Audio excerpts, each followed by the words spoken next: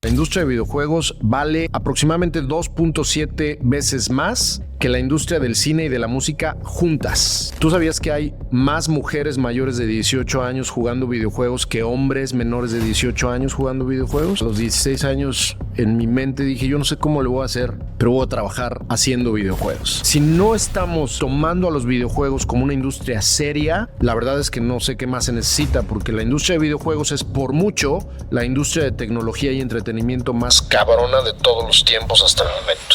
De niño, y quizás también de adolescente, pasé muchas horas jugando videojuegos. Sin embargo, nunca supe cómo funcionaba esa industria ni si se podía hacer dinero realmente. Para responder estas preguntas, invité a Mario Valle, socio fundador de Altered Ventures, un fondo de inversión en videojuegos independientes. Mario, al igual que yo, es un apasionado de los videojuegos y antes de Altered pasó más de 10 años como director para Latinoamérica y desarrollo de negocios de Electronic Arts, una de las empresas gigantes de la industria de videojuegos con títulos como FIFA, Sims y Battlefield. Hoy Mario y yo hablamos de cómo funciona el modelo de negocios de los videojuegos.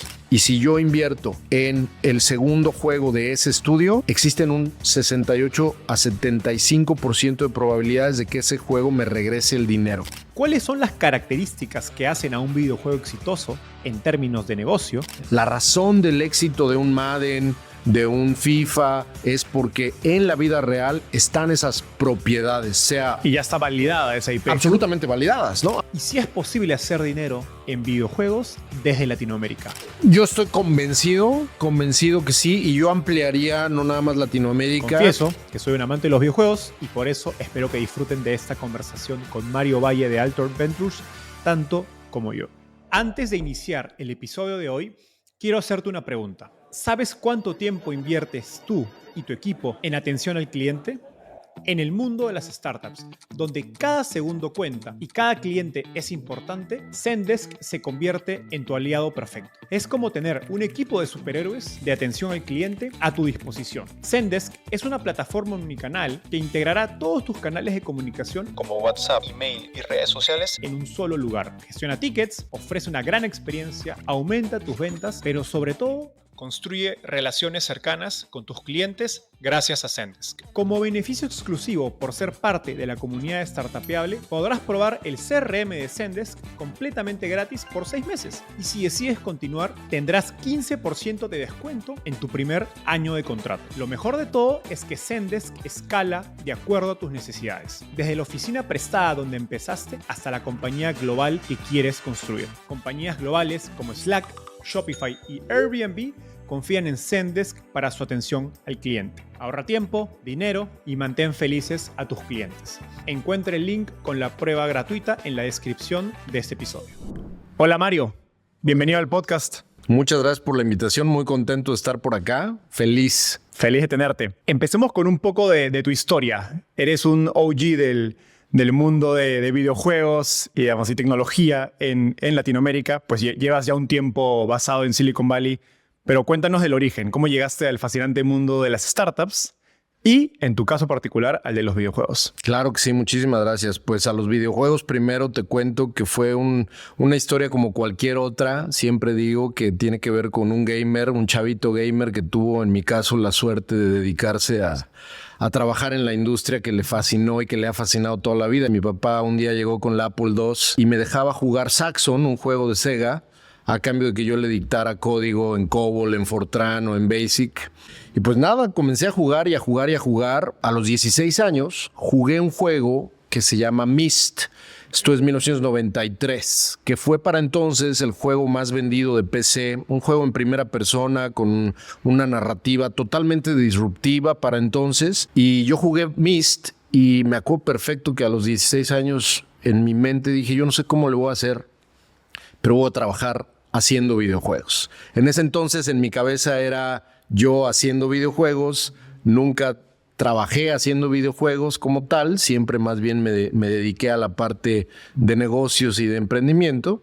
Y fast forward a 1998, donde dos amigos y yo comenzamos una revista llamada Sputnik, con quien tengo además un podcast de tecnología y de tendencias que se llama Mundo Futuro, si me permites el comercial. Y bueno, con ellos comenzamos una revista que era como la Wired mexicana en 1998, ¿no?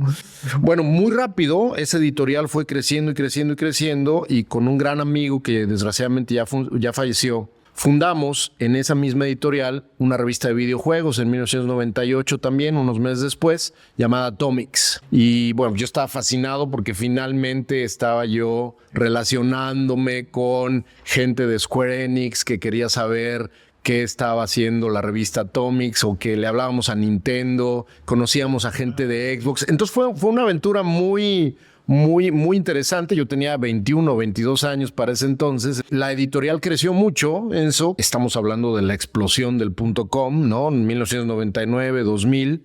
América Online estuvo a punto de comprarnos, llegó literalmente a decir: queremos empezar pláticas con ustedes. Y luego obviamente todo valió 2 sombrillas porque se cayó el mercado bastante rápido. Para no hacerte el cuento largo, nace el Electronic Game Show en 2002, el EGS, como el primer evento del matrimonio, digamos, de estos 2 equipos, ¿no? Por un lado, Jorge Lizárraga y sus amigos, y de nuestro lado, Jorge Alor, Oscar Noriega, que en paz descanse, y tu servidor, creando el primer evento, el EGS, que era muy similar a un Tokyo Game Show, muy similar a un E3, pero dirigido no tanto a la industria, sino al consumidor. Lo hicimos en mayo del 2002. Llegaron 50,000 personas al World Trade Center de la Ciudad de México. El primero. El primero. El punto al que voy es que la única empresa el primer año del EGS fue Xbox, haciendo una especie de prelanzamiento del Xbox.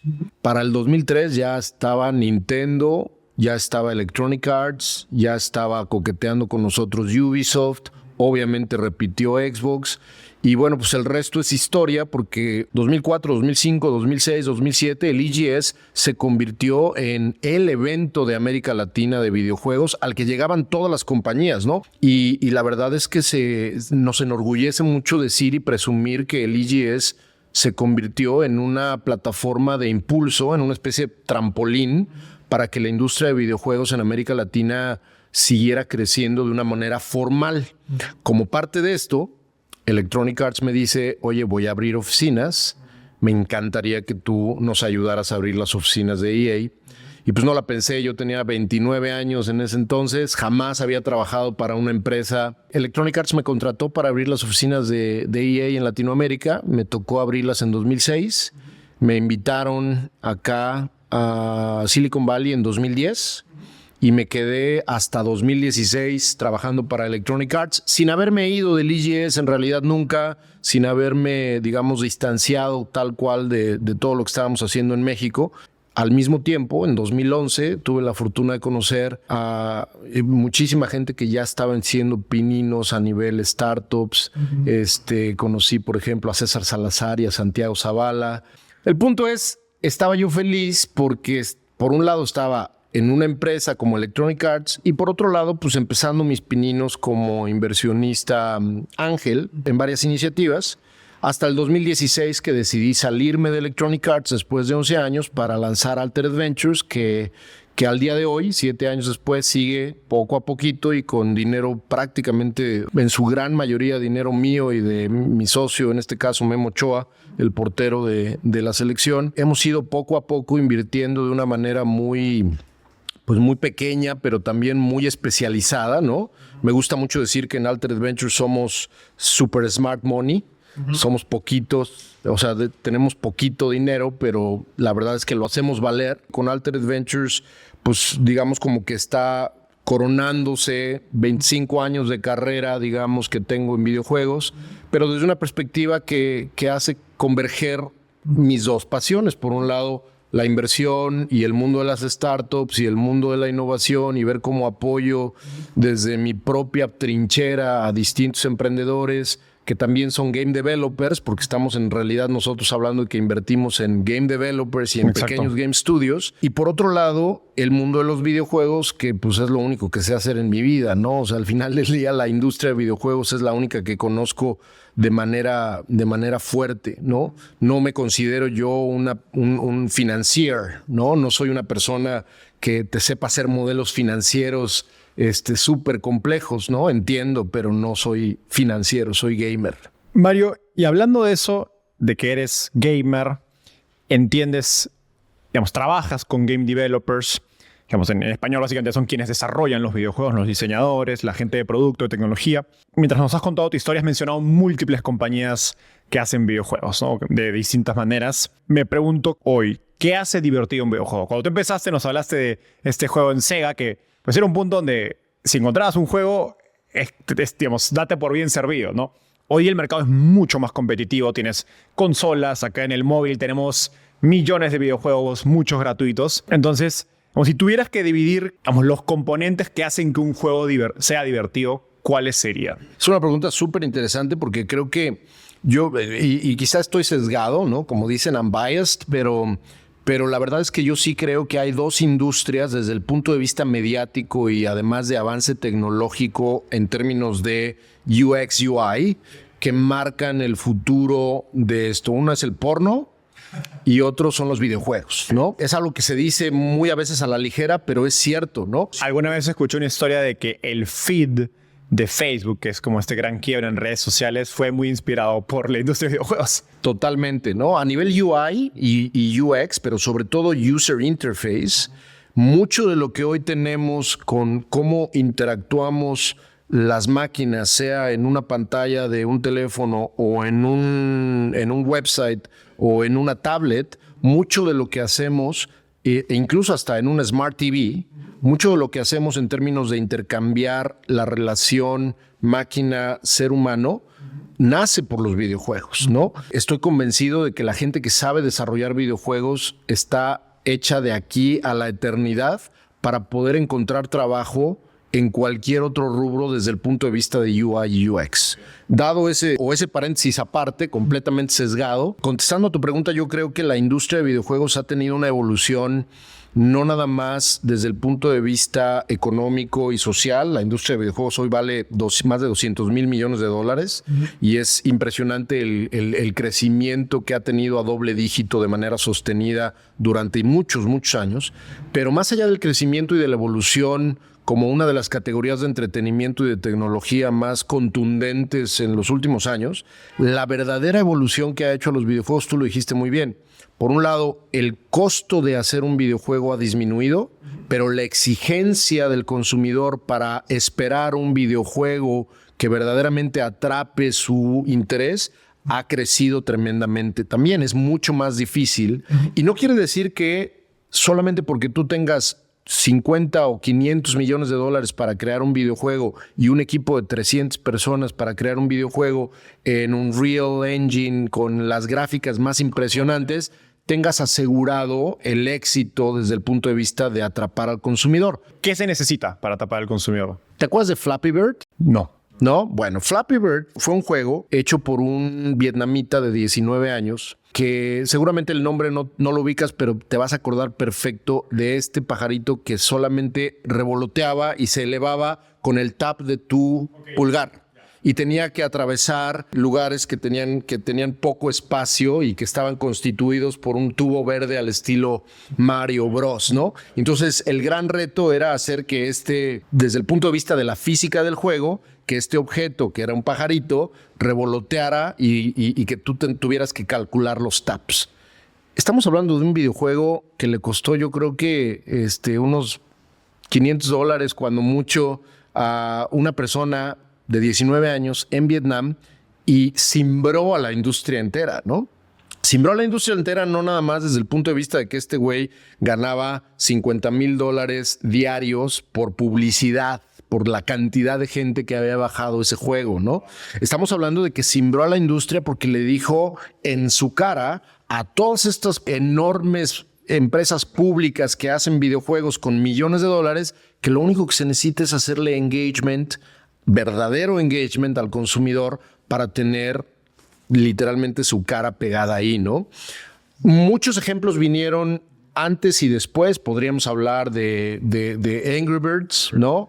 Angry Birds, que fue un juego que fue el juego número 52 de un estudio, porque no nos sabemos muchas veces esa historia, de que Rovio había hecho y había intentado con 51 ocasiones previas el crear un videojuego que hiciera ese engagement y lo logró hasta el número 52. Aquí estamos hablando de que un chavito desde su cuarto en Vietnam, ¿no? Logra esto simplemente porque puede, desde el punto de vista democratizante, distribuir un juego y hacer que explote. Entonces, en realidad, todo esto para decir, no se necesita mucho. Me gustaría hablar de ese engagement. Me pregunto si hay 2 o 3 cosas específicas que tú digas, los mejores juegos, los juegos más engaging, que además atrapan a los usuarios, tienen esas características. Muy bien. Yo creo que hablar justamente de ese compromiso mediático que tú como usuario haces con un videojuego se puede dividir, te diría, en 3 o en 4 aspectos. El primero, hablando justamente de UI, ¿no? De User Interface, es qué tan simple es el juego, ¿no? Yo te diría, la simplicidad para poder, y no tiene que ver con minimalismo, ¿eh? Simplicidad no es minimalismo, porque muchas veces se puede entender que un juego minimalista está siendo simple y puede ser verdaderamente un desmadre, ¿no? Simplicidad es qué tan fácil es jugarlo, aunque sea muy difícil de dominarlo, ¿no? O de domarlo, ¿no? Easy to learn, hard to master, ¿no? O sea, que no lo uses y en la primera hora te frustres porque no lo entiendes. Que no haya una fricción, ¿no? Esa simplicidad es esa ausencia de fricción para que alguien pueda llegar y jugar. Esa es la primera, y eso puede existir en un juego móvil o en un juego de consola de las más complejas gráficas. No como el Dark Souls. Exactamente, ¿no? Entonces, bueno, ese es un chiste, ¿no? para los que conocen de videojuegos. Exactamente, un chiste local. O Elden Ring, que ahorita platicamos de Elden Ring, que fue para mí una maestría. Ahí lo tengo, pero no lo quiero abrir de nuevo. Muy bien. Bueno, esa es la primera. La segunda yo te diría, y ahora digamos como que la industria se ha, como te decía hace un rato, democratizado tanto, yo creo que el tema y la temática del juego también tiene que ser muy appealing para las personas que lo están jugando. Entonces, el storytelling. El storytelling, ¿no? Aquí voy un poco a hablar de lo que no necesariamente tiene que ver con tecnología, de lo que no necesariamente tiene que ver con qué tantas gráficas o qué tantas FPS tiene, ¿no? Frames per second tu gráfica, sino qué estás contando, cuál es la temática de lo que estás contando. Y puedes contar algo tan sencillo como simplemente ser un juego como Tetris, donde no estás contando nada, pero este juego Tetris, además de que es simple y es engaging, tiene una narrativa de reto y de challenge bastante clara y bastante directa, o un Mario Bros, etcétera, para hablar un poco de lugares comunes que seguramente todo el mundo identificará. Esa es la segunda, ¿no? La temática, que muchas veces se confunde con el género del juego. No estamos hablando de si es de peleas o si es un RPG, etcétera. Estamos hablando de más bien lo que no tiene que ver con tecnología. ¿Qué estás logrando por parte del jugador? Hoy yo creo que ya importa mucho el tema social, si tiene o no elementos sociales. Una de las razones por las cuales League of Legends, que es altamente popular para esports, por ejemplo, no es tanto la característica competitiva que tiene League of Legends, sino más bien el rasgo de engagement social que puede llegar a tener. ¿Qué tan social, sea online u offline, es un videojuego? Yo creo que hoy en día, 2023, un videojuego que no está considerando esa capacidad social está desperdiciando oportunidades importantes. Y ojo, puedes tú estar... Digamos, es la capacidad de un videojuego de volverse una red social, de algún modo. De una red social o de una dinámica. Te voy a poner un ejemplo. Hablábamos de Elden Ring, pero te voy a poner otro ejemplo. Sekiro, también de From Software, que es los mismos creadores de Elden Ring. Son juegos esencialmente single person. Sí. Pero la sociabilidad o la creación de redes que se hacen alrededor, o la comunidad que se hacen alrededor de un Elden Ring, que hasta Elon Musk lo juega, ¿no? Dice que es el mejor juego de la historia, Elon Musk, lo he escuchado. Y estoy de acuerdo, yo creo que es en la única cosa que el señor y yo estamos de acuerdo. Pero el punto al que voy es que no importa que un juego sea single player para una sola persona, si es capaz de construir comunidad y tiene un tuétano maleable para poder socializarse de la forma en la que tú quieras, que puede ser un influencer hablando de él y haciéndose famoso, ¿no? Un MrBeast hablando del videojuego y haciéndolo famoso, o hablando de League of Legends, siendo una de las plataformas por excelencia a nivel esports y competitividad. Y finalmente, tú hablabas de 3, yo te voy a decir un cuarto que creo que hoy en día también es importantísimo y tiene que ver con la parte de Game as a Service. Ok. Todo el mundo aquí seguramente entiende el concepto Software as a Service. En Electronic Arts hablábamos de Game as a Service. Un Game as a Service es verdaderamente qué tan larga puede ser la oferta de un juego que antes, en el modelo anterior, un juego era te doy placer y te doy engagement y muere, ¿no? Y ya. A esperar la siguiente edición el siguiente año o lo juego y acaba y vámonos, ¿no?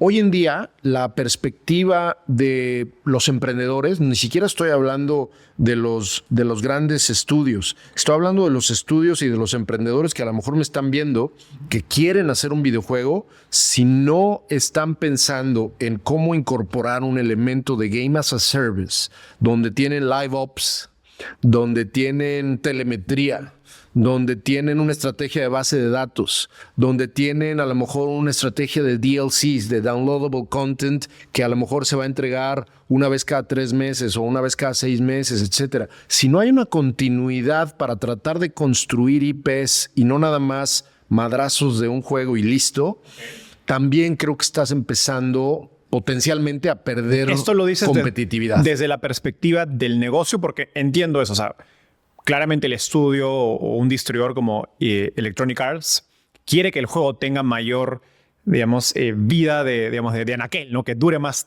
tiempo, que no sea un año que le va bien, que se vende y se muere. No quieres extender su lifetime value en todo Pero caso. tú como indie developer también quieres que suceda algo parecido. Y hay esa expectativa desde el lado del usuario. Pensándolo desde el lado de la diversión, un usuario prefiere un juego porque este juego tiene la capacidad de darle, digamos, no solo el placer inicial, sino que le promete futuro valor. La respuesta corta específicamente dependiendo de si es un juego de EA como lo que era antes el FIFA o un Madden, etcétera, pues la respuesta es sí, ¿no? Quiere que evidentemente eso dure todo lo que se pueda. Pero desgraciadamente yo creo que uno de los retos a los que se enfrenta un desarrollador independiente o un grupo de desarrolladores independientes es justamente a este cambio que está tomando tiempo en el que la expectativa de un jugador o de varios jugadores que están maravillados con un indie game, ¿no?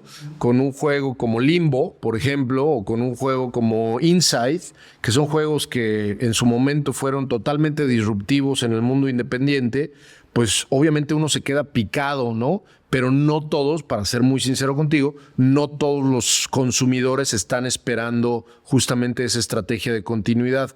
Creo yo que la industria gigante de los videojuegos ha demostrado que el Game as a Service es una sanísima y muy saludable estrategia de continuidad que los indie developers deberían de estar replicando. Hemos hablado mucho de juegos. Tú claramente, a través de lo que nos has contado, muestras que inviertes en juegos a través de desarrolladores independientes. Me pregunto si hay algún patrón o diseño de juego que tenga más chance de éxito. En el sentido, pienso, un juego como el FIFA, ¿no? Lleva 20 años en el mercado y la gente lo sigue comprando. Diablo, ¿no? 1, 2, 3, 4, la gente lo sigue comprando desde el 1 hasta el 2. Y no solo alguien como yo que empezó con Diablo 1, sino que gente joven sigue jugando Diablo. Entonces, me pregunto si hay fórmulas ganadoras para hacer juegos. Yo creo que hay muchas. Te voy a decir una que a mí específicamente con respecto a lo que estás diciendo y cuando se trata de invertir y cuando tienes poco dinero como fondo de inversión, cada inversión cuesta, ¿no? Y cada inversión es súper bien pensada. La respuesta que yo te tengo ante esa pregunta es ¿qué tanto tienes tú como emprendedor, como desarrollador de videojuegos, como juego, proyecto, qué tanto tienes en la cabeza que en realidad lo que estás creando es una potencial propiedad intelectual, una IP? Tú mencionaste 2. Por ejemplo, una es FIFA, ¿no? Que hoy es FC, y FIFA es una propiedad intelectual que replica en el mundo real al deporte más poderoso y famoso de la tierra, ¿no? Que es el fútbol soccer.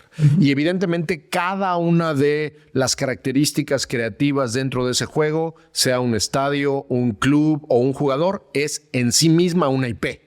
La razón del éxito de un Madden, de un FIFA o de cualquiera de estos juegos que replican cosas de la vida real es porque en la vida real están esas propiedades, sea... Y ya está validada esa IP. Absolutamente validadas, ¿no? Absolutamente validadas y tú estás replicando en el mundo virtual algo que allá atrás ya existe, ¿no? Ya tiene una audiencia que en el caso del fútbol soccer es absolutamente masiva, ¿no? Entonces, bueno, por un lado está eso. Pero por otro lado, como en el caso de Diablo o en el caso de el juego que tú quieras que tiene diferentes entregas, en realidad el juego 3 o el juego 5 puede ser relativamente malo o puede ser relativamente peor que el anterior, pero lo que sucede es que alrededor de esa IP, alrededor de esa creación, ya hay comunidad, ya hay gente a la que literalmente, sin ponerme demasiado romántico, le cambiaste la vida.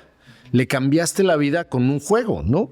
En el caso de Myst, por ejemplo, que es el juego que me cambió la vida, tuvo 3 o 4 entregas adicionales, Riven y Exile, y luego otros 2 juegos que también jugué, y los últimos 2 juegos que además ya ni siquiera hizo Cyan, que era el estudio detrás de Myst, ni siquiera los hicieron ellos, Cyan o Cyan, no sé cómo se diga, pero el punto es, los últimos 2 juegos eran malísimos, pero yo los compré y yo los jugué, porque estaban alrededor de un universo que me había cambiado la vida a mí, ¿no? Que fue muy cercano a mí.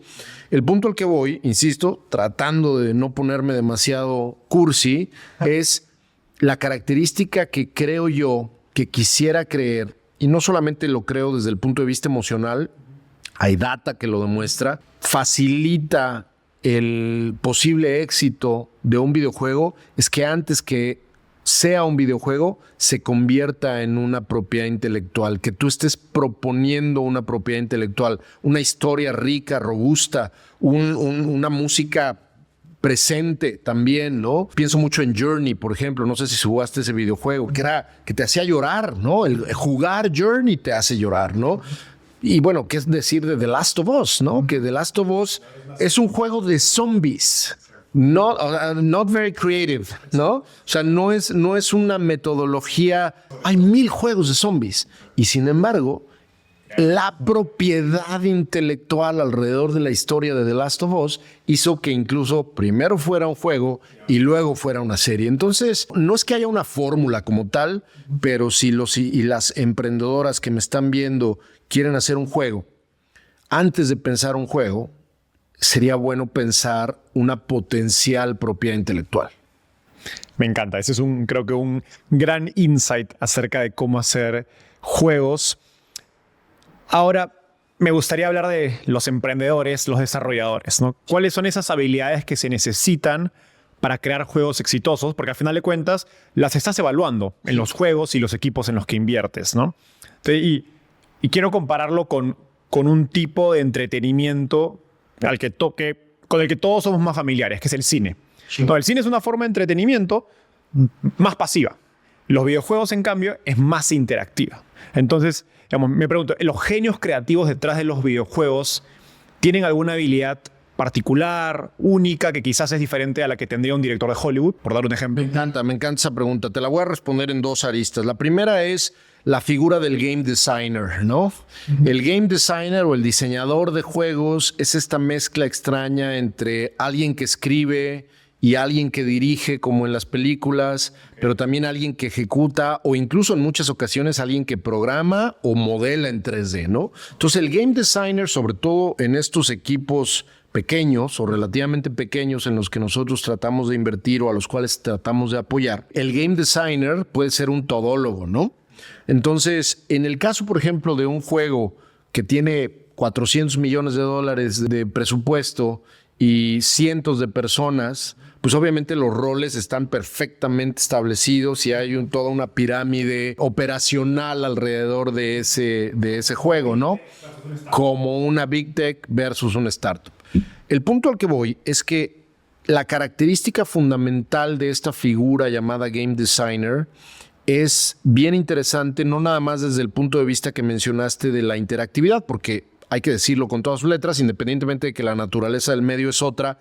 En el cine, la pasividad es, tú me cuentas una historia y yo voy simplemente a consumirla y me voy a hacer seguramente tocado intelectual o emocionalmente con lo que me cuentes, si me va a gustar o no me va a gustar. ¿Cómo haces exactamente lo mismo, pero diseñando un esquema basado en software donde solamente yo como protagonista sea la tercera persona que está fuera de la pantalla o alguien que simula estar dentro, hablando de VR, por ejemplo, pero el juego solamente tiene sentido, la historia solamente sucede existencialmente, ¿no? Casi epistemológicamente, la cosa sucede si yo aprieto el botón. Si yo como juego aprieto el botón. Entonces, tú eres parte de la historia. No solamente eres parte, eres la razón de ser de la historia. La historia solamente se cuenta si tomas el control en tus manos, ¿no? Entonces, genial, ¿no? Nunca lo había pensado así, me encanta. Eso es súper interesante porque el game designer que no toma en cuenta esto... Falla. Está haciendo una película. Totalmente está o haciendo una película o queriendo hacer un videojuego donde está replicando, por ejemplo, un tablero de ajedrez o un tablero de backgammon, ¿no? Donde habemos 2 o habemos 3 o habemos 5. Y no digo que no sea divertido, que no sea potencialmente interesante. Lo que estoy diciendo es que hacer game design es un ejercicio filosófico, es un ejercicio mucho más profundo, sin incorporar naturalezas de medios, pero es mucho más profundo o potencialmente más profundo que simplemente el crear un medio audiovisual de una sola vía, ¿no? Entiendo eso primero que nos has dicho. Ahora, ¿cómo lo evalúas, no? En un game designer, que es, me imagino, el emprendedor con quien estás interactuando. Pues mira, esto tiene que ver justamente con lo que te iba yo a comentar como segunda arista de la respuesta. Una de las razones por las cuales nos ha costado trabajo, hay que decirlo con todas letras, nos ha costado trabajo tener el PIS, es porque nosotros no somos tal cual, no funcionamos tal cual como un venture capital. ¿Cómo funciona un venture capital? Digo, en términos muy generales. Un venture capital lo que hace es invertir en el equity de una empresa. Correcto. ¿No? Muy early stage a lo mejor y se puede esperar una cantidad de años X para decir funcionó o no funcionó, me encontré al siguiente Uber o no, vámonos, ¿no? Tal cual. Los creadores de videojuegos, para bien o para mal, la gran mayoría de los creadores de videojuegos no necesariamente quieren fundar una empresa. La gran cantidad de los game developers no se ven a sí mismos o a sí mismas como CEOs de una empresa, vendiéndola. Son creadores de videojuegos, son cuentahistorias, ¿no? Con todas las letras lo voy a decir. Una de las razones por las cuales somos diferentes y nos ha costado ser diferentes es que nosotros no invertimos en equity en las empresas. Nosotros invertimos en el proyecto. Uno, porque hay que enfrentarnos a la realidad concreta de que muchos no quieren y no pueden ser administradores, good managers, good CEOs, ¿no? No les interesa, pero sí son grandes, potencialmente grandes game developers. Entonces, nosotros concebimos a Altered Ventures como una empresa que iba a ayudar a todas estas personas que no necesariamente son peladas por un venture capital, ¿no? Un venture capital no los pela porque dice no gracias, ¿no? Porque lo que ellos quieren es sacar su juego. No es necesariamente crear el estudio y vendérselo a la Activision en algún momento. Implica hacer muchos juegos, digamos. Exactamente. Ellos quieren hacer un videojuego y necesitan dinero para hacer un videojuego. Entonces nosotros nos parecemos más a una empresa productora que executive producer en Hollywood que financia una película sin necesidad de invertirle al estudio. Okay. Todo esto entonces para decir, nosotros nos vamos a fijar primordialmente no tanto en el equipo, sí en el game designer, por supuesto, pero no tanto en el equipo, a diferencia de un VC, sino en el juego.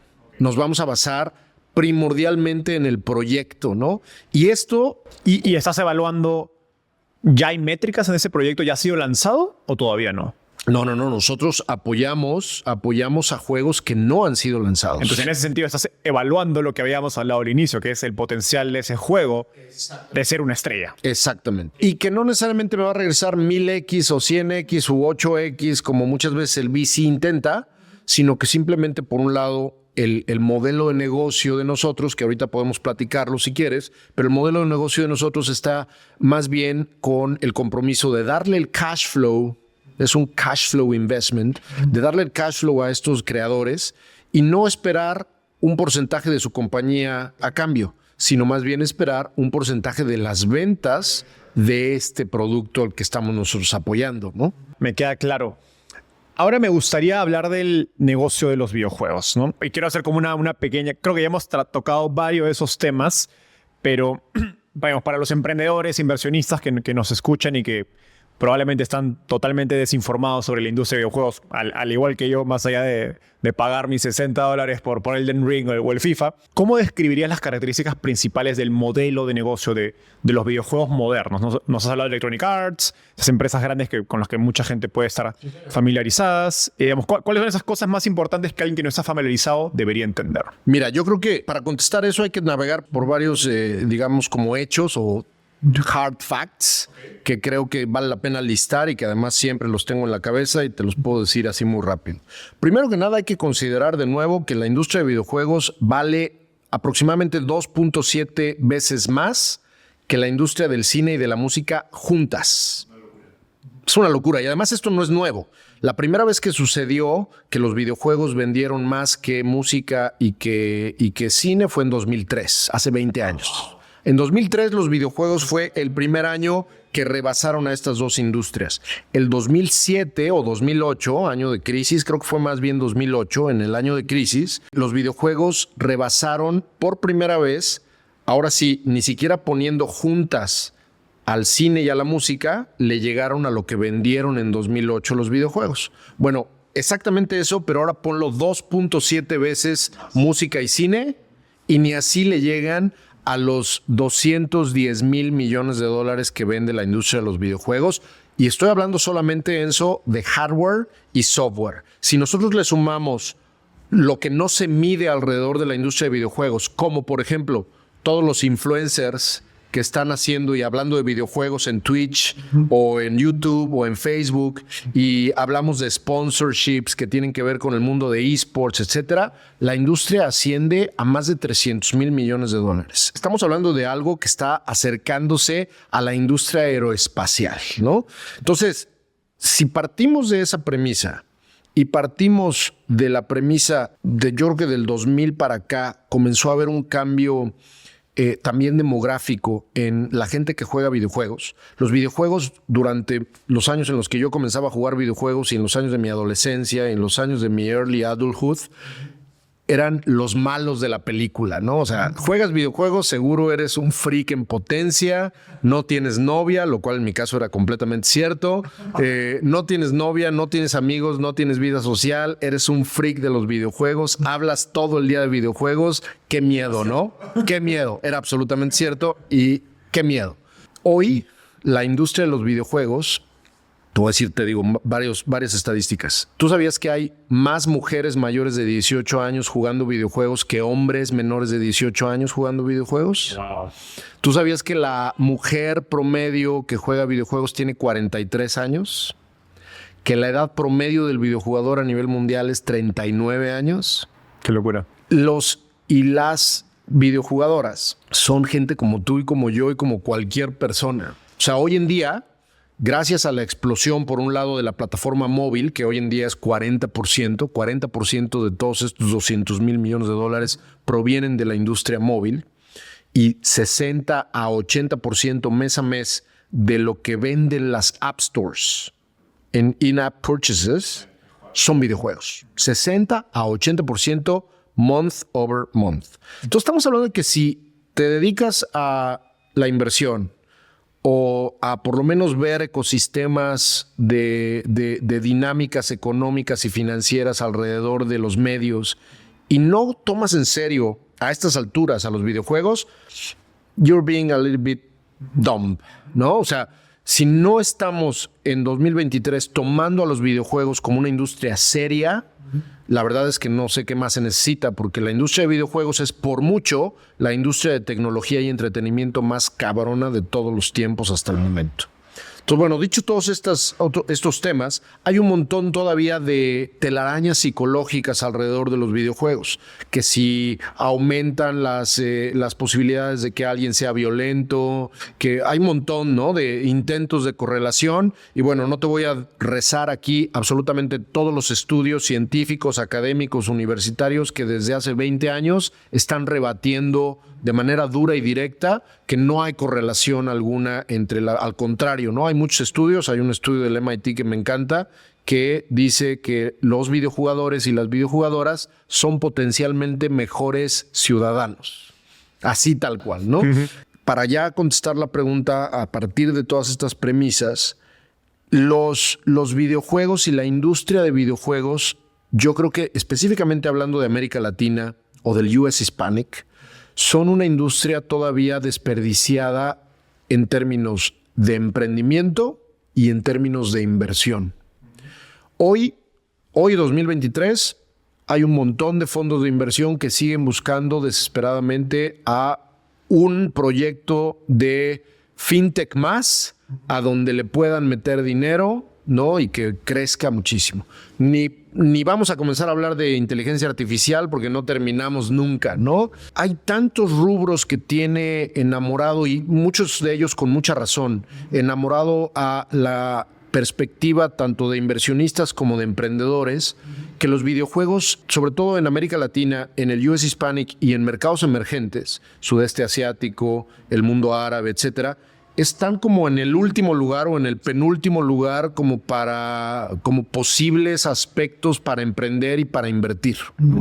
Cuando la verdad es que podría ser una de las razones por las cuales nosotros creemos que, a pesar de que vamos lento, vamos muy bien como fondo de inversión, es que el retorno posible en una inversión basada en proyecto es muchísimo más grande. Lo estamos tratando de medir para tratar de reconfigurar nuestro pitch, ¿no?, para poder llegar y decir, estas son las probabilidades de cuando un LP o un VC invierte en una startup de que regrese su dinero. Y estas son las probabilidades de cuando tú inviertes no en un game studio, sino en un juego específicamente, ¿no? Más o menos te voy adelantando, 68% de los estudios que hacen un segundo juego, uno ya lo lanzaron. Y si yo invierto en el segundo juego de ese estudio, existen un 68 a 75% de probabilidades de que ese juego me regrese el dinero. No me va a dar a lo mejor 3X o 4X o 5X. Estamos hablando de que el revenue share, que en el modelo de negocio que tenemos es 100% de recoup primero y luego bajamos a un 30%, que me regrese la inversión es bastante alto. Ese tipo de acercamientos y ese tipo de approach a la industria de inversión a veces no hace mucha resonancia. Espero que estés disfrutando esta entrevista tanto como nosotros disfrutamos grabando. Coméntanos qué te pareció y qué otros temas te gustaría que tratemos en los próximos episodios. Aprovecho en contarte que si bien nuestro canal en YouTube es nuevo, tenemos más de 100 entrevistas como esta. Cada semana traemos a un nuevo invitado y no pensamos parar. Freddy Vega de Platzi, Pamela Valdés de Vic, Daniel Undurraga de Corner Shop y muchos otros más referentes de la industria de tecnología y startups en Latinoamérica han pasado por Startupeable. No olvides suscribirte y activar la campanita para ser el primero en enterarte de los próximos episodios. Ahora sí, de vuelta a la entrevista. Ahora, digamos, mencionaste el tamaño de la industria de videojuegos, ¿no? Ya hay múltiples, y digamos, tú mismo a través de tu trabajo y tu carrera has jugado múltiples roles en la industria. Por un lado estuviste en Electronic Arts, que es una distribuidora, una editorial, ¿no? Y ahora más reciente en el desarrollo e inversión del videojuego en sí mismo, desde Altered Ventures. Explícanos las distintas partes y roles de la cadena de valor de los videojuegos, ¿no? Sé que está, como dijimos, los distribuidores, como Electronic Arts, está una plataforma como Sony o como Xbox, luego están los estudios los estudios creativos, uno muy famoso, Santa Mónica, que creó God of War, que es un juego que a mí me encanta. Están los brasileros bien famosos de Wildlife Studios, que son una compañía hoy día enorme, hoy día, y ahora uno de los fundadores se hizo socio de Benchmark, de este gran fondo, digamos, de Venture Capital, súper, digamos, legendario en Silicon Valley. Entonces, explícanos el rol de cada uno, pero más importante, ¿dónde está el dinero? ¿Quiénes son los que más lana hacen en esta cadena de valor? Me encanta tu pregunta porque estamos justamente viviendo este proceso que te hablaba yo hace un rato de democratización, donde la cadena de valor, por un lado, se está simplificando, se está democratizando y se está simplificando de una manera impresionante. Antes, un publisher como Electronic Arts era literalmente casi el único que podía, gracias a su tamaño, distribuir e invertir en un videojuego que se iba a distribuir físicamente en un disco compacto, ¿no? Y bueno, hasta el 2010, 2011, que yo llegué acá por primera vez a Silicon Valley, yo llegué en enero del 2010, y una de las razones por las cuales me contrataron a mí acá fue porque Electronic Arts en ese entonces estaba viviendo lo que John Riccatello, le llamaba The Burning Platform, ¿no? Y The Burning Platform en ese entonces era descrita como: estamos en una plataforma de distribución de videojuegos que está ardiendo y que se va a hundir. Necesitamos saltar a esta revolución de distribución digital, ¿no? Entonces, me tocó a mí literalmente ser parte, vivir esa evolución. Vivir y ser parte del equipo que empezó a ver cómo EA pasaba de ser 70, 80, 90% distribución física de packaged goods a un totalmente flipped model donde el 80% o 90% hoy en día es absolutamente digital. El efecto que tuvo esto directamente en los indies, en los pequeños desarrolladores, fue inmediato, porque los desarrolladores, número uno, ya no tenían que pagar miles de dólares en un motor como Unreal o como Unity. ¿Por qué? Porque Unreal y Unity se convirtieron en ofertas completamente gratis. Entonces, las herramientas para crear videojuegos, digamos que diversificaron su modelo de negocio, se convirtieron en software gratis que obviamente a la hora de distribuir, a la hora de escalar y de distribuir, ahí es donde te cobran un dinero, ¿no? Pero esto hizo que los pequeños desarrolladores pudieran literalmente ponerse al tú por tú con todos los Electronic Arts del mundo, con videojuegos que tenían millones y millones y millones de dinero en marketing, y de pronto un juego independiente se hacía viral y de pronto estaba al mismo nivel o incluso más, habiendo costado $250,000, ¿no? O $500,000 o $1 millón. El punto al que voy es: el dinero hoy en día está ya no tanto, por ejemplo, un lugar donde ya no está, y bueno, es triste, pero es cierto, es en el retail. O sea, un GameStop. Sí. El gran drama de GameStop previo a lo que sucedió en 2020 y 2021 con la acción fue justamente porque este cambio les afectó a ellos como intermediario. Ya que entregaban, vendían ¿qué? Tarjetitas, pues ¿para qué? El código QR. Exactamente, un código QR que además yo puedo comprar en un website directamente, ¿no? Y por eso modelos como el de Steam explotaron. O sea, de algún modo Steam reemplaza a GameStop, a la tienda de videojuegos. Y no solamente Steam, hoy EA vende directo también sus juegos, ¿no? Sí. Lo cual tiene efectos sumamente convenientes. Los mismos publishers se están tratando de convertir en plataforma, ¿no? Exactamente. Como Sony, ahora Sony también te vende a través de su propia tienda. Exactamente, ¿no? Y entonces tú, como desarrollador independiente, tienes las mismas, digamos, probabilidades de triunfar. Los canales están democratizados. Lo único que necesitas es hacer un buen juego. Y para hacer un buen juego, nosotros que nos enfocamos en mercados emergentes, no es lo mismo invertirle $1 millón a alguien en Montreal que apenas te va a hacer un juego, obviamente bueno quizá, pero pues obviamente está muy, muy caro, cuando con $250,000, $200,000, $150,000 inviertes en un juego en Sudamérica o en Arabia o en incluso el África subsahariana, ¿no? El mercado emergente es, conectándolo con lo que platicábamos hace un rato, está desaprovechando este proceso de democratización. Hace falta más dinero de inversión en la industria, pero sobre todo yo creo que hace falta que los desarrolladores y las desarrolladoras de la región se den cuenta que tienen en sus manos el mayor crecimiento porcentual que puede provenir de sus regiones, porque Londres, París, Nueva York, Montreal y todos los hubs estos gigantescos de desarrollo de videojuegos que antes eran los hubs, Seattle, etcétera, pues obviamente ya están llegando a su tope cuando en Ciudad de México o en Mérida o en Mexicali o en Lima o en Sao Paulo o en Córdoba, el room to grow a nivel masa de talento es todavía gigantesco, ¿no? Y esto, si hablamos en términos incluso de dólares, también es otra historia, ¿no?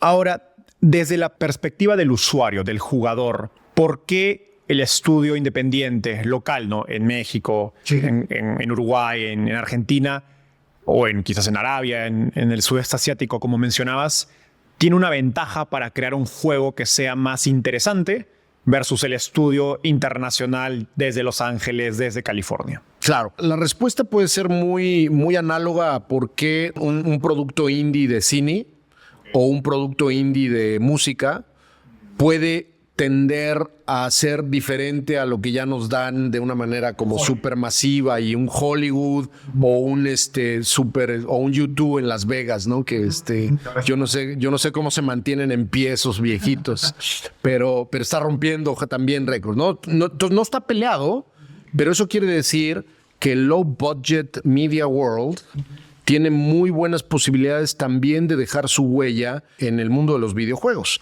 Los independientes, y esa es una de las razones por las cuales yo decidí a los 40 años irme de una carrera de 11 años en EA y fundar Altered Ventures, yo creo que los independientes, sobre todo de mercados emergentes, mi querido Enzo, tienen la gran posibilidad de agarrar justamente esta tendencia de decir, lo indie puede ser, digamos, como que la alternativa comercialmente viable dentro de los videojuegos gracias al proceso de democratización que estamos platicando. Lo indie puede ser, esta tendencia indie puede ser una ruta en donde podemos nosotros actuar, pero por otro lado, vuelvo a la masa de talento. La masa de talento en mercados emergentes está totalmente desaprovechada.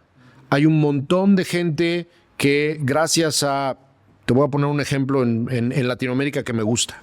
Yo creo que la huella que ha dejado Platzi, que tú y yo conocemos muy bien a los fundadores y los queremos mucho, la huella que ha dejado Platzi en América Latina específicamente para hacer que cada vez más personas aprendan a programar o aprendan a desarrollar un videojuego, etcétera, es gigantesca. El problema es que cuando estas personas terminan y voltean a sus regiones, no hay dónde trabajar, dónde poner en práctica necesariamente esto y tienen dos opciones. O ponen un startup ellos, o ponen algo de su propia mano ellos y ellas, o voltean a ver a la oferta laboral, digamos, pro de Estados Unidos o la grande de sus regiones, ¿no? Entonces dicen, wow, pude triplicar mi salario, ¿no? Y lo tuitean a cada rato, ¿no? Tripliqué mi salario, gracias Platzi, pero están trabajando en Globant, ¿no? Nothing wrong with that, ¿no? O sea, muy bien, pero en realidad creo que ese fenómeno de masa de talento que está creciendo y creciendo y creciendo y creciendo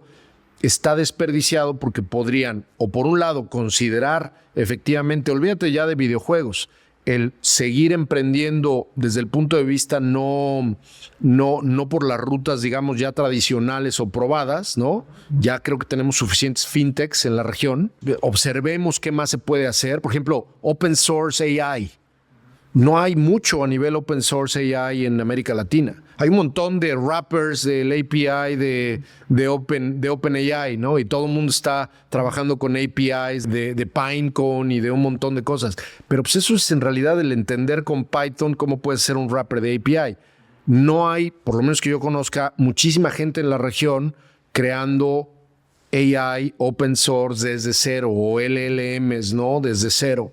No hay todavía un LangChain, digamos, latinoamericano. Esto traspolado al mundo de los videojuegos es, yo creo que también aderezado, desgraciadamente, por una falta de inversión, por una falta de decir, no, pues si haces videojuegos, gracias, está padre, pero yo ahorita estoy como VC o como fondo o como angel, estoy buscando cosas que tengan que ver con SaaS o con AI o con muchas otras categorías. Entonces, yo creo que la oportunidad que tienen los mercados emergentes es una oportunidad de emprendimiento, por un lado, en la masa de talento que estamos platicando, pero también de inversión, ¿no? Yo estoy en una campaña permanente ahora sí de ver cómo Altered Ventures puede ayudar a más y más inversionistas individuales o incluso institucionales en la región a meterse a la categoría. Quiero hacer doble clic en esta pregunta en el sentido de... Tú inviertes en juegos, has invertido en juegos en México, me imagino. Sé que has invertido en Sudeste Asiático. En México, fíjate que no, todavía no.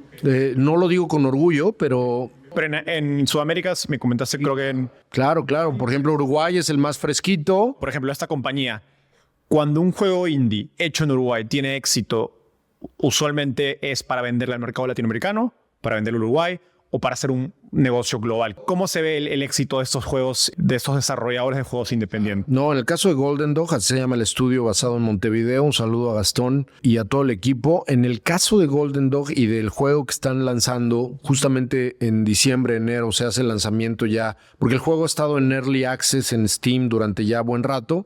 Ahora se sale, digamos, la versión premium ya muy pronto de un juego llamado Tintan Inc., que es como un Counter-Strike, pero basado en paintball, ¿no?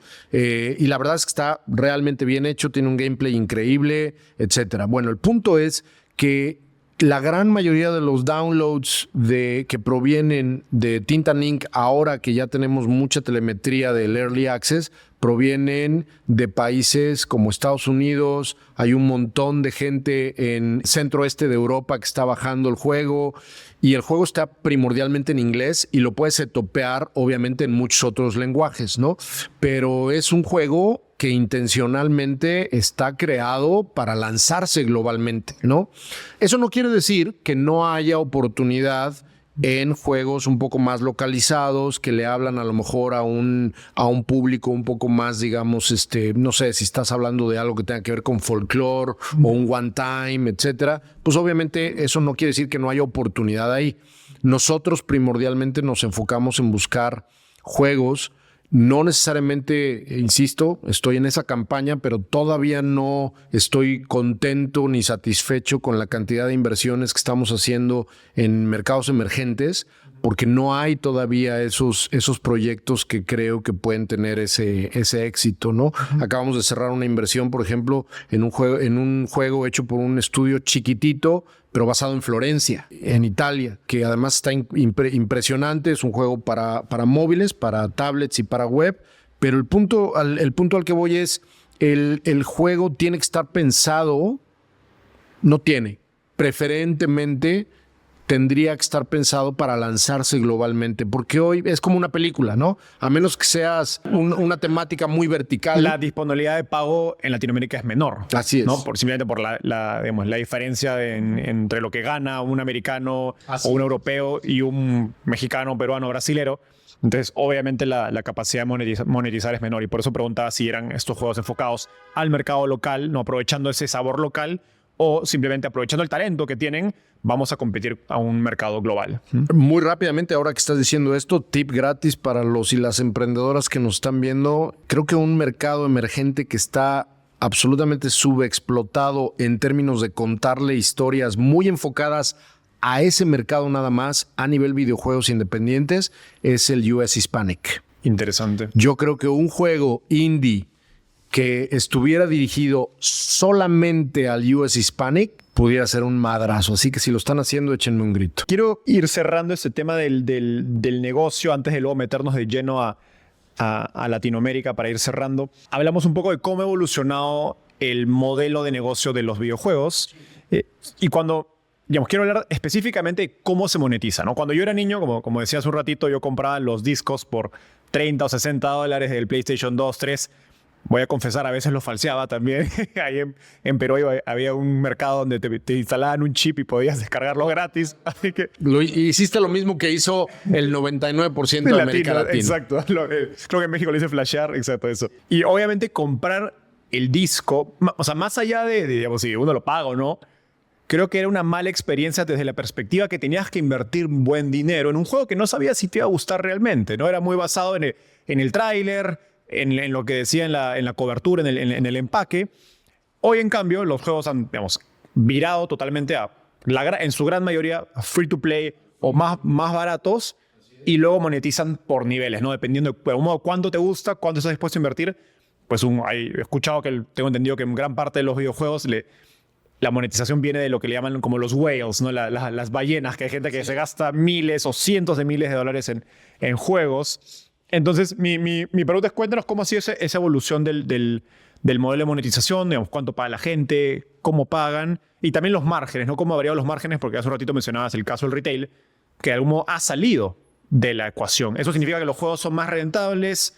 No, sí, cuéntanos un poco cómo ha cambiado eso. Totalmente. Mira, creo que una de las razones por las cuales estamos hoy en donde estamos desde el punto de vista del modelo de negocio y de monetización, se lo debemos a la plataforma que por excelencia vino a convertirse en la reina de las plataformas en la industria de videojuegos. Y me estoy refiriendo a mobile, ¿no?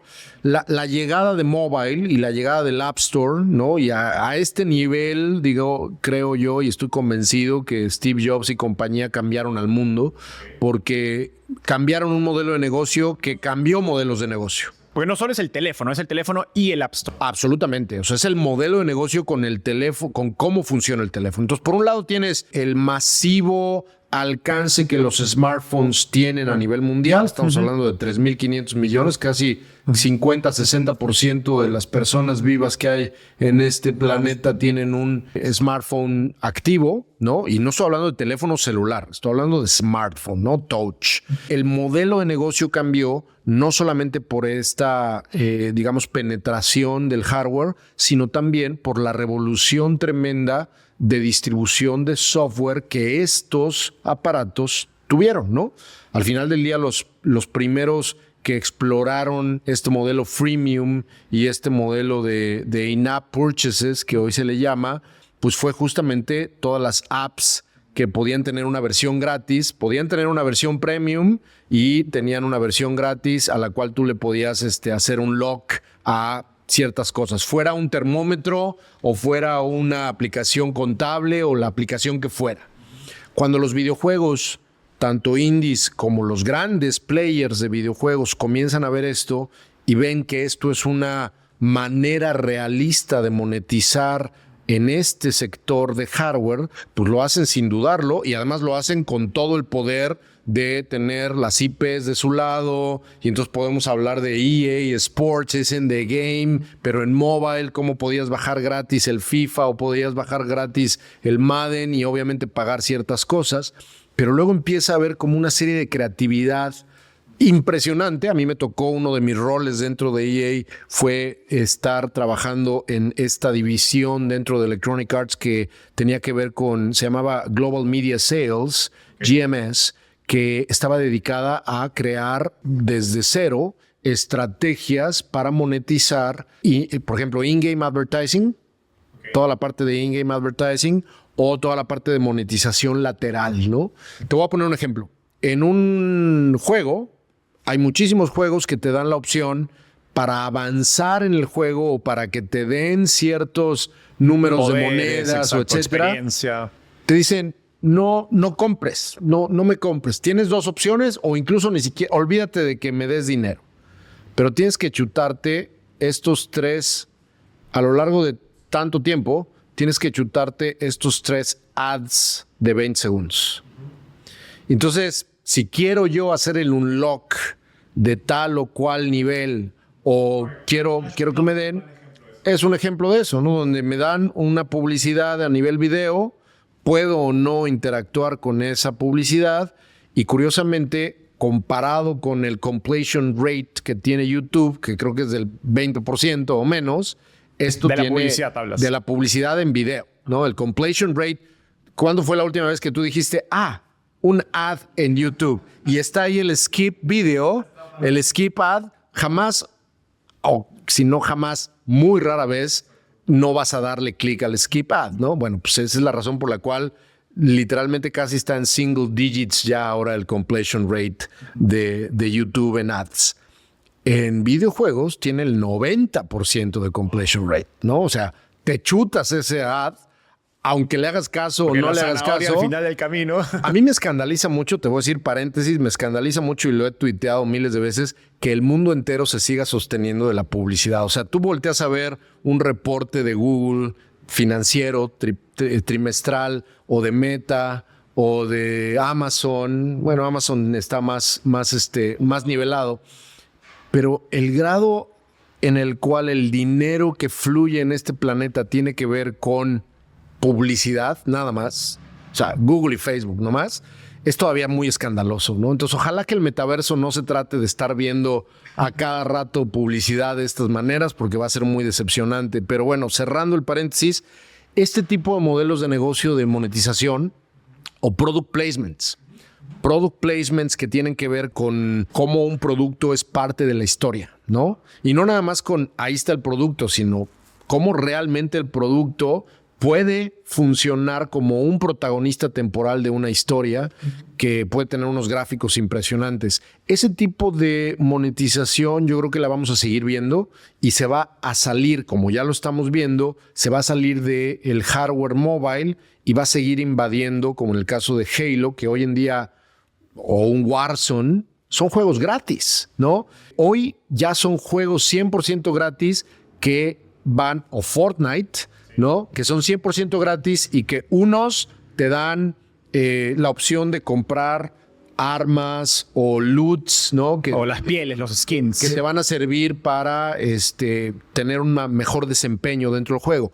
En el caso de Fortnite, el 90% es cosmético. Estamos hablando de que es lo cosmético lo que está monetizando y la gente eso, gasta ¿no? mucha lana en eso. El caso de Fortnite me parece genial porque, y eso es un poquito de historia del mundo reciente de videojuegos, el juego que inicialmente se hizo viral con este modo de juego, no recuerdo cómo se le llama, de mundo, donde lanzan a 100 jugadores, ¿no? Y es como el último que queda. Fue el primero. Battle Royale se llama. Battle Royale se llama el formato de juego, ¿no? El primero que lanzó y empieza a hacerse viral es PUBG, ¿sí? Que era un juego en Steam, era pagado, y según entiendo, Fortnite se da cuenta y lo lanza gratuito y, bueno, nadie sabe qué es PUBG hoy día, excepto... Con gráficas completamente PUBG más... era súper realista, ¿no? Exacto. Mucho más desarrollado, pero cobraban y Fortnite lanza gratuito y bueno, nadie se acuerda de Y el PUBG. resto es historia, Exacto. Por supuesto.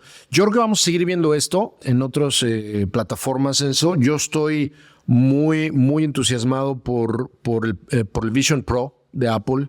Estoy entusiasmado por lo que tenga, que sea lo que sea que esté preparando como siguiente iteración de su hardware Meta, porque yo sí estoy convencido que vienen momentos clave que van a ser... ¿Te acuerdas del Treo? No. El Treo, previo al BlackBerry, era un aparato que tenía una pantalla táctil y un teclado muy al estilo de BlackBerry, pero tenía también una plumita y tú podías... Como una especie de Palm Pilot, muy parecido, pero se llamaba Treo. Bueno, todavía no estamos en un momento iPhone cuando se trata de el cómputo inmersivo. Puede ser cómputo inmersivo o cómputo que tiene que ver con mixed reality, porque no es nada más realidad virtual y no es nada más realidad aumentada. Es cómo vamos a empezar a interactuar de una manera menos primitiva con un monitor y con un teclado y con un mouse, o con una pantalla que nos hace bajar la cabeza, y más de manera como, entre comillas, natural aquí, ¿no? Inmersiva. Yo estoy convencido que estamos en un momento Treo todavía. O sea, faltan varias iteraciones de hardware para meternos.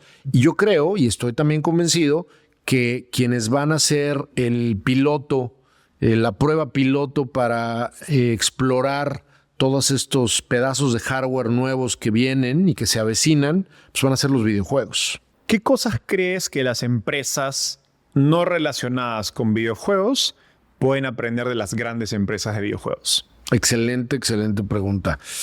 Mira, hace rato, unos 6 meses, tuve la oportunidad, un poquito más, de trabajar muy directamente con el gobierno de la ciudad de Querétaro, que es una ciudad mexicana que es la tercera o la cuarta ciudad más grande y más industrialmente poderosa de México, después de Ciudad de México, de Guadalajara y Monterrey. Menciono al gobierno de Querétaro porque una de las razones que nos hicieron asesorarlos para que se metieran no tanto al mundo de los videojuegos, sino al mundo de la tecnología inmersiva, blockchain, videojuegos, creatividad digital, etcétera, porque ellos querían seguir como apoyando a las industrias creativas, pero como muchísimos gobiernos en América Latina, Perú incluso, las industrias creativas son un montón de cosas que van desde teatro, cocina, arte, etcétera. Arte, libros y videojuegos, ¿no? O creatividad digital. Y yo creo que en ese sentido es un mal approach. Para contestar tu pregunta, lo que nosotros le dijimos a Querétaro fue, tendrías primero que nada de verticalizarte para decir, aquí hay una oportunidad en el mundo de los videojuegos, en el mundo de blockchain, en el mundo de la convergencia creativa con lo digital. Aquí hay una oportunidad, vamos a enfocarnos, porque la oportunidad alrededor de esa verticalización, no solamente para gobiernos, sino para muchas empresas, es gigantesca. Es gigantesca. Lo que yo le diría a empresas que no son de videojuegos, o en este caso a gobiernos que a lo mejor no tienen nada que ver con videojuegos, es que la oportunidad que la categoría ofrece no nada más tiene que ver con crear revenue o crear talento o crear un videojuego o hacer un pivot en el caso de una empresa diciendo, a mí que me interesan los videojuegos y no me interesa hacer un pivot como tal. Pero lo platicábamos al principio de la conversación. Si tú contratas a un desarrollador de videojuegos o a un game designer o a alguien que sabe hacer Unreal o construir en Unreal o en Unity, estás apostando para el futuro.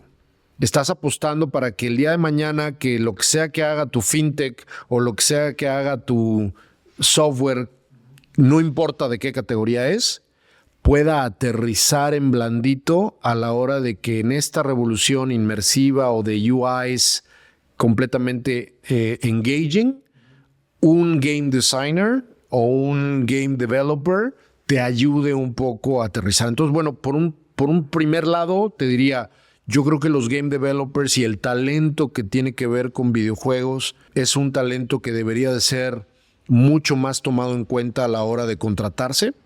Pero por otro lado, desde la perspectiva estratégica, los modelos de negocio que están probados en videojuegos deberían de ser modelos de negocio también explorados por compañías, en este caso de tecnología y software, por ejemplo. Hablábamos de SaaS hace rato, que me decías de que conoces por ahí a inversionistas que están apostando en esta tecnología. Bueno, a lo mejor sería muy loco el pensar que un B2B SaaS tuviera algo que aprenderle a Elden Ring.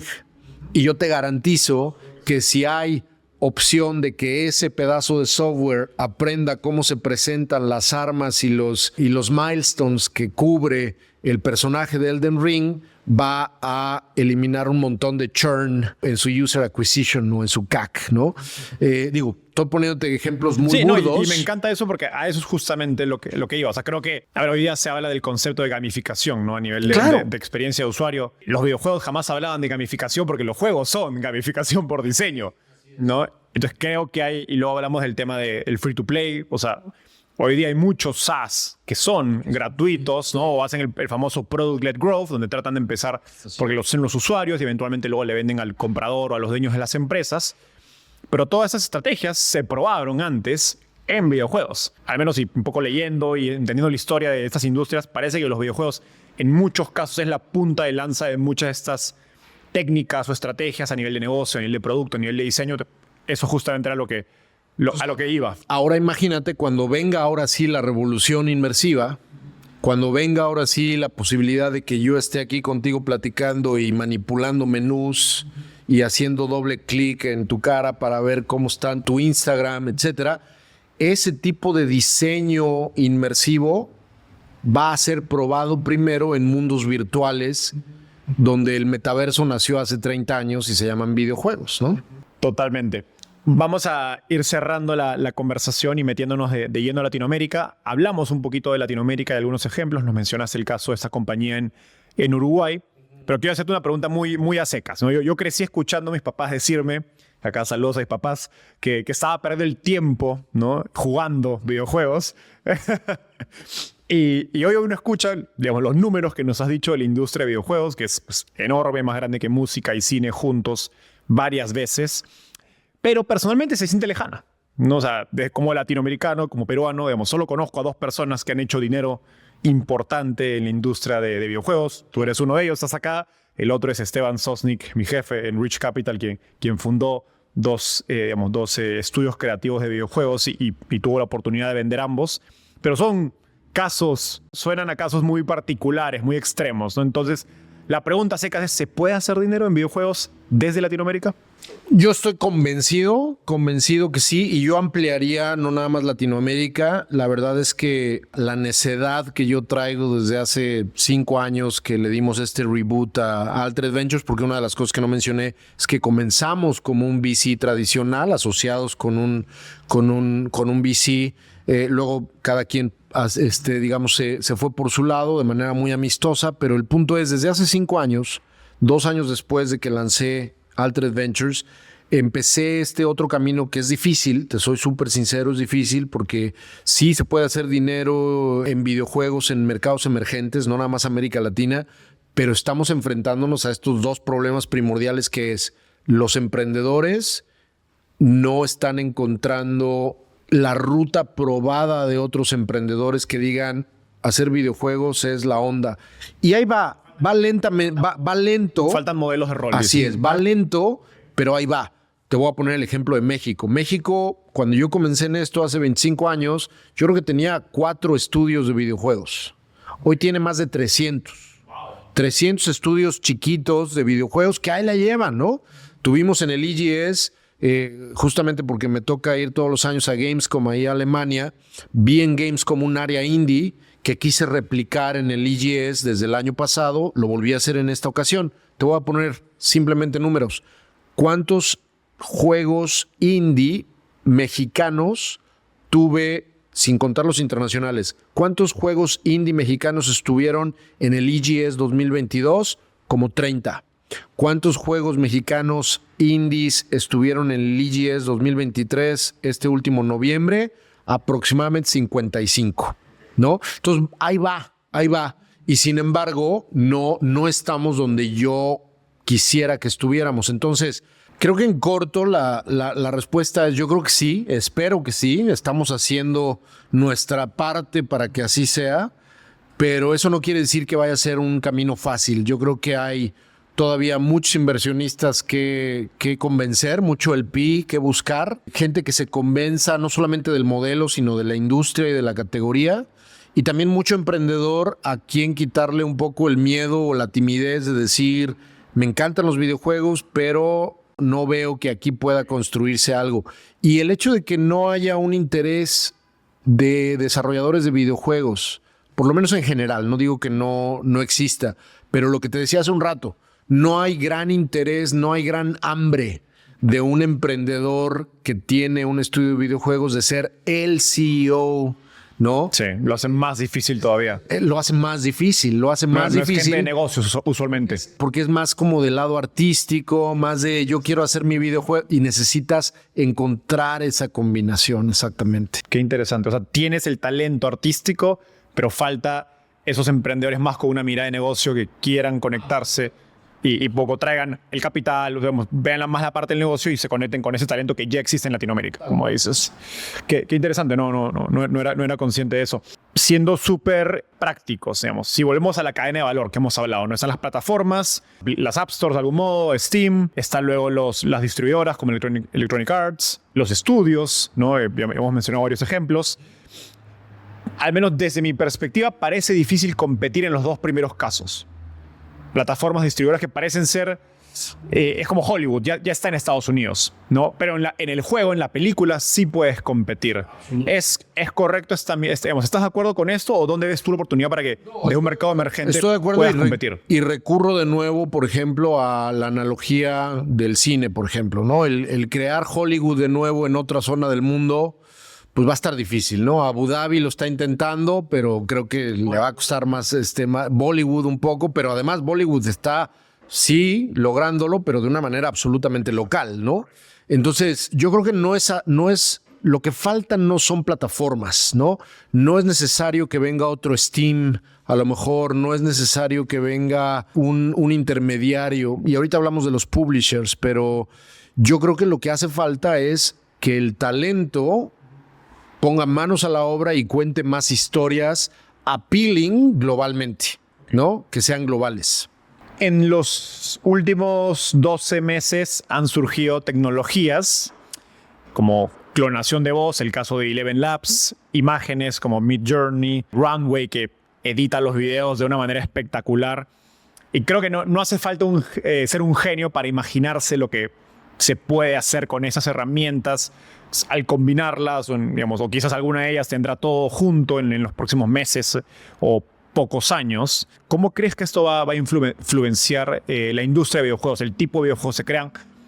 Vamos a ver quizás una explosión de, 10 o 100 veces más videojuegos siendo creados. Al contrario, se va a consolidar porque va a ser ya muy difícil llevar un juego al mercado. ¿Cómo te imaginas la industria cambiando con estas herramientas? Yo creo que AI vino un poco como muy al estilo de Internet, donde llevaba décadas y de pronto un día dijo con permiso y a cambiarlo absolutamente todo, ¿no? Entonces yo creo que AI sin duda va a cambiar de una manera fundamental hasta su más profunda raíz a la industria de los videojuegos. Eso no me queda la menor duda. ¿Cómo lo va a hacer? Aquí te responde el optimista empedernido que a veces soy. Soy bastante pesimista en lo filosófico y mundano y en lo personal, pero soy bastante optimista cuando se trata de la industria. Y yo estoy seguro que toda esta facilidad de crear herramientas o de adoptar herramientas que te permitan, te voy a hablar de ejemplos muy concretos. Cuando es posible, por ejemplo, tener una herramienta que te ahorra el tiempo que a lo mejor tú tenías que invertir para contratar a un modelador 3D y tú puedes crear con un prompt un asset que ya no tienes que comprar en la tienda de Unreal y ya no tienes que modelar desde cero, pero te lo crea en tercera dimensión, modelado como lo necesitas, pues yo creo que eso es una muy buena noticia para los creadores y las creadoras de videojuegos. Yo creo que es una muy buena noticia para, justamente hablando de mercados emergentes, esta necesidad de que haya más gente que entre y que se necesite menos y menos dinero como tal para poder desarrollarlo. Entonces, yo sí creo que los videojuegos, como en todas las industrias, se van a ver tocadas fundamentalmente por la AI, pero desde la perspectiva muy práctica, yo creo que en tareas que antes le tomaba mucho tiempo a desarrolladores, a modeladores, a programadores crear, loops, etcétera, yo creo que la AI va a llegar muy rápido a facilitar eso y la consecuencia directa de ese fenómeno va a ser, espero yo, que haya un 100x en la cantidad de historias y de IPs que encontrar, porque entonces creo yo, por lo menos hasta ahorita, que en donde sí te vas a tener que concentrar es en crear una historia que no se vea como que la creó una AI, ¿no? Que sea una historia que verdaderamente te toque el alma, ¿no? Y la diferenciación, irónicamente, cada vez es menos la tecnología, ¿no? Las gráficas, porque van a haber herramientas o soluciones de anaquel que uno va a poder comprar por muy poquito dinero para poder incorporarla al diseño de su videojuego. Me encanta. La verdad que se viene un momento, creo que unos años muy interesantes para los que nos encantan los videojuegos. Y se vienen momentos muy interesantes, si me permites decirlo con todas sus letras, para ser emprendedor alrededor de videojuegos. O sea, la gente que a lo mejor no estaba considerando a los videojuegos, porque vamos a ver y vamos a quitarle un poco el romanticismo encima, ¿no? Pero la gente que a lo mejor está invirtiendo en SaaS, desarrollando sus propios emprendimientos en SaaS o en fintech o etcétera, a lo mejor puede estar apasionado o no alrededor de la solución específica o del sector en el cual está haciendo. Pero siendo muy sinceros, la mayoría tampoco, ¿no? O sea, lo que están diciendo es, me encanta la idea de crear un startup, voy a pivotear, estaba yo considerando esto que me gusta, pero pues ya no, y me recomendaron pivotear para acá, que pues es un sector que no conozco, pero está captando un montón de atención, sé hacerlo, me encanta, y hay gente que está apasionada, pero más por lo que está, por el proceso y por solucionar el problema, que por el sector en sí. Videojuegos no debería de ser la excepción a eso y podría ser un sector en el cual un emprendedor o una emprendedora pudiera considerar para decir, aquí es donde voy a crear a lo mejor un videojuego que toque temas de cambio climático, ¿no? Y un videojuego que a lo mejor esté pensado para una solución B2B. Y creo y estoy convencido, quitándole, insisto, toda nata romántica, que los videojuegos pueden ser el próximo fintech. Totalmente. Mario, ha sido una gran conversación. Llegamos al final. Es una pregunta corta. Si miras 10 años hacia el futuro y te pones el el sombrero, estás con gorra ahorita. Y gorra de Altered Ventures, si me Te permites. pones el sombrero de soñador, de lo ridículo. ¿Cuál es la visión más extraordinaria de lo que estás haciendo en Altered Ventures? Mira, hay una respuesta tecnológica de plataforma que yo quisiera en 10 años ver, y es la realidad del intercambio y de la interacción ser humano-máquina traspolada a un mundo más inmersivo, porque yo estoy convencido de que eso viene. Ojalá que sea en 10 años. Esa es la razón por la cual me salí de EA hace casi 10 años. Entonces, imagínate, ya es hora de que eso suceda. Ya me urge. Por inicio te diría, yo creo que el momento de la revolución en plataforma, interacción, ser humano o computadora, va a ser un momento clave para nosotros, para Altered Ventures.